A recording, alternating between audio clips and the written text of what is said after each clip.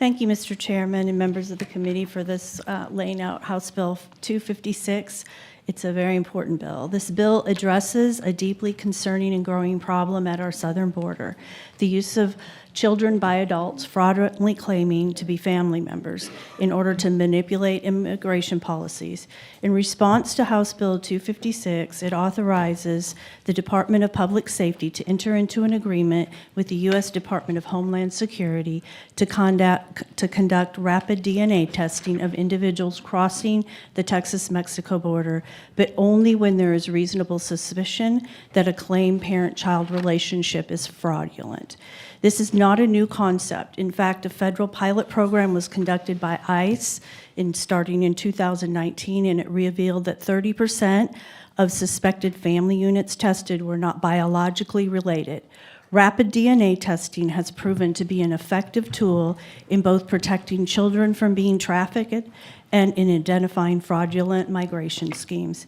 In one 3-day pilot operation, 16 out of 84 suspected families were found to be fraudulent, and some adults admitted the deception before the testing even began, demonstrating it was a deterrent of power of this approach. House Bill 256 requires that testing be conducted via buccal swab. The results will be promptly shared with DHS to assist in enforcing federal immigration laws. No DNA database may be maintained. All biological samples will be destroyed after testing. These provisions were added intentionally to preserve civil liberties, limit the scope of the DNA use, and to ensure this is a tool that would be focused on confirming ruling or fraudulent parent-child relationships. I want to be clear that we're actively working with DPS to ensure that they are in a position to coordinate with federal administration should this program be reinstated. It has no fiscal note. The cost can be contained within the departments. We have 36 border stations with 18 of them already that have this DNA equipment.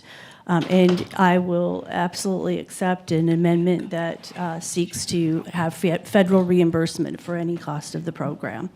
I just wanted to tell you that there is probable cause in this bill, that there are measures where you have to make sure that there is a suspected case of human trafficking. Just my own personal story. My grandchildren are Hernandez's. My son-in-law's family came over here, applied for citizenship, and was granted. He fell in love with my daughter at 13 and she at 14, and we tried our best to tamper that down, but they had no eyes for each other, and now they have children, and he couldn't be a better husband, father. I'm just very proud of my grandchildren, and I would not want to not have probable cause at the border when they're crossing the border to see family. I do want to mention that Troy Miller was the acting commissioner on the U.S. Customs and Border Protection. There is a letter here in support of reinstating this program. It's just one more tool in the toolbox. It is implemented initially to preserve family-child relationships. In 2018, there were 2 families that were separated because they thought they had probable cause that were actually related. And it is a 90-minute test, so it can quickly reunify family units if there is a suspicion, which that's less trauma on those children. Even 90 minutes is traumatic. So, but with a failure rate of 30% coming over the border during the 4 years that this was used, it is a valuable tool when there is suspicion that the child is not related. And many of you know that a child being trafficked is not going to speak up when they say that they are related to the people bringing them over the border. It does provide that quick unification of the family, which is really the purpose of this. We want to keep families together. It identifies victims because those children don't talk, and it has been proven to be efficient to prove legal kinship in cases in a rapid way. So, and I will take any questions.